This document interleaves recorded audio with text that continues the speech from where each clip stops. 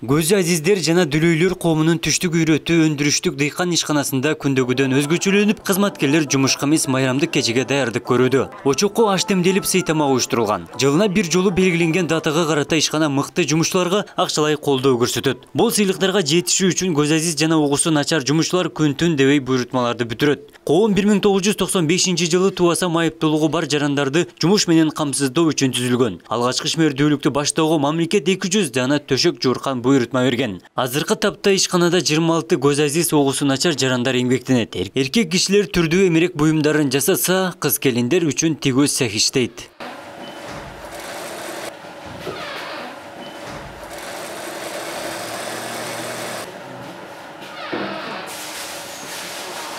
Гулипа Айбашева ишкана жаңы түзүлгөндө алгачкылардан болуп келген. Айымдын бутунан экинчи топтогу майыптуулугу бар. Тигөө цехинде иштеп тиричилигин өткөрөт. Мекеме ишканалардан түшкөн буйрутмаларга жараша 12 миңге чейин майын алат. Мүмкүнчүлүгү чектелген айымдарга үйрөтүп цехтин ишмердүүлүгүнө салымы чоң. Угусу начар, сүйлөй албаган кыз келиндер мектеп жашынан өтүп эле өндүрүштүк ишканага келет. Андыктан бири-бирине көмөктөшүп бирдиктүү иш жүргүзүү кажет. Социалдык мекемелерден буйрутма көп берилсе, айрылуу катмарлардын турмушуна жакшы эле жардам болоорун айтат. Балалуу чакалуу болуп, эми азыр неберелүү болуп калышты булар. Анан бир үй бүлөдөй болуп калганбыз. Чындыгында көп эле жерге барганда кошуналар, мисалы үчүн жашаган жерибизде да кошуналар бирөөнүн үйүнө конок келет дегенди угуп калса, жан жабыла чыгып бардыгына жардам беришет. Жакшылык, жамандыкта бардыгы тең неме кылышат. Анан бирөө ооруп калыптыр десе, жүрүп баягы акча чогултушуп, баягы барып жардам берип көрүп, анан не кылыш керек? Мен өзүм көбүнчө бутума майып болгон үчүн мен үйдө кээ бир иштерди аткара албай калганда кыздар кирип кошуналарым жардам беришет да. Мына шу жерде кыздар дагы көп эле нерседен сен жөн эле карап туруп тур. Биз кылабыз дешип, сен айтып берип тур, мен кылабыз дешип бир туугандайбыз да. Быйыл пандемияга байланыштуу эч жака барган жокпуз, кайрылган жокпуз, бирок ишкана өзүнүн күчү менен ушу майрамды уюштуруп, өзүнүн күчү менен подаркаларын берип, өзүнүн күчү менен баягындай премияларды берип, ушинтип неме кылып атат да.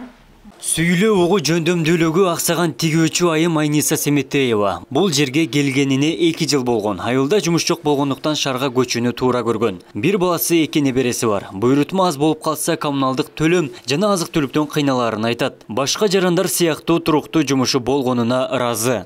Саламатсыздарбы? Бүгүнкү ошо 3 декабрь майыптар күнү менен бардыгын куттуктап кетем дейт. Мен ушул жерде иштеп калганыма заказ жок, бир аз кыйналып калган убактарыбыз болот. Так заказ болсо аябай жакшы иш болот.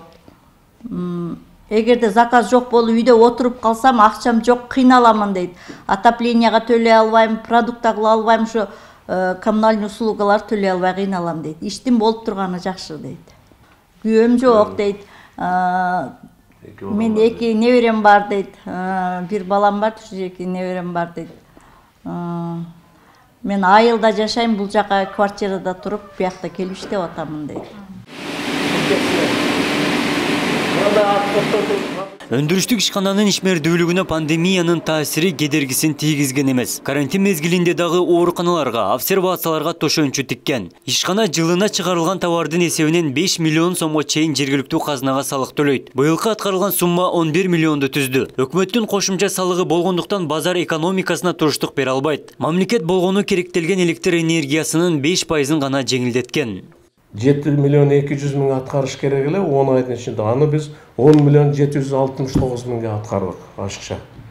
Аны сатуу өткөрүү боюнча да планыбыз бар. Ол дагы 7 миллион 200 миңдин ордуна 11 миллион 899 миң сомдук продукция өткөрдүк.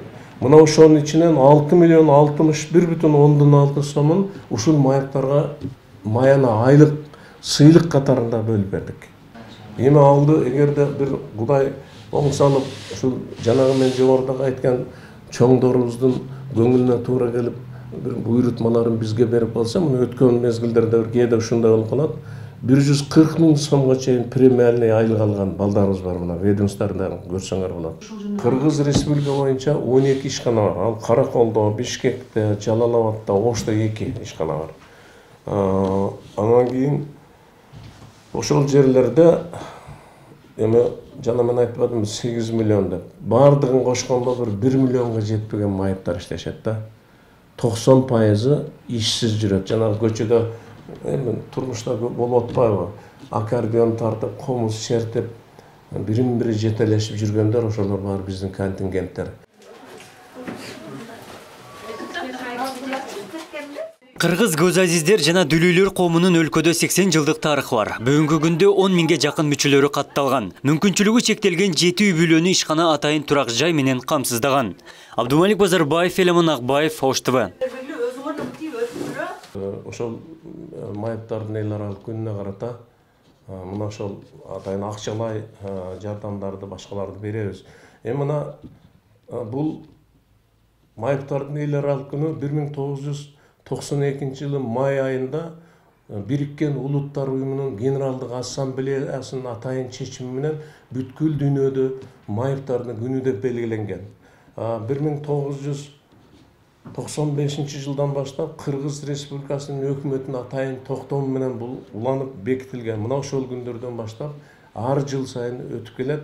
Өтүүдө эми өткөрүүдө негизги максат ушуларга бир көңүл бөлүү, ушуларды аздыр көптүр бир жардам берүү, аздыр көптүр көңүлүн көтөрүү деген максат да.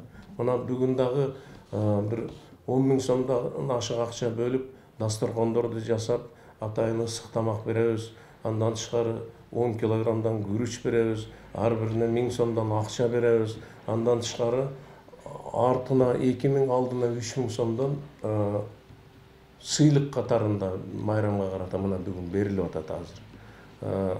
Негизинен эми биздин азыркы чарба иште жүргүзгөн ишкананын түзүлүшүндө бир топ мамлекетке мажбур болгон, мамлекетке көз каранды болгон, бүгүнкү жашап аткан системага көз каранды болгон мындай жагдайлар бар. Мен аларды айта кетсем, бизге жападан жалгыз Кыргыз мамлекетинин ошол булар майыптар деп боор ачып бизге берген жардамы, биз пайдаланган электр энергиянын жалпы суммасынан 50%-ын төлөй турган кылып койгон. Андан башка эч кандай бизге мындай бир жардам жок. Мисалы мына турган жерлерден жер налогун төлөйбүз, транспорт налогторун төлөйбүз, майыптардын иштеген эмгек акыларынан жана социалдык чегерүүлөрдү чыгарган продукциялардан жанагы кошумча нарк салыктары дегендер бар. Мисалы бир эле Ош шаарынын казынасынан ушул ишкана бир жылда жок дегенде 4,5-5 миллион сом салык катарында чегерип беребиз. Бул боюнча бардык фактылар биздин эсепканаларда, бухгалтерияда бар. Мына ошонун эсебинен бизге көйгөй болгон. Биздин налогтор үстүнө кошулгандыгына байланыштуу биздин майыптар чыгарган эмеректер, жууркандар, башка буюмдар бир топ пайызга кымбат болот дагы.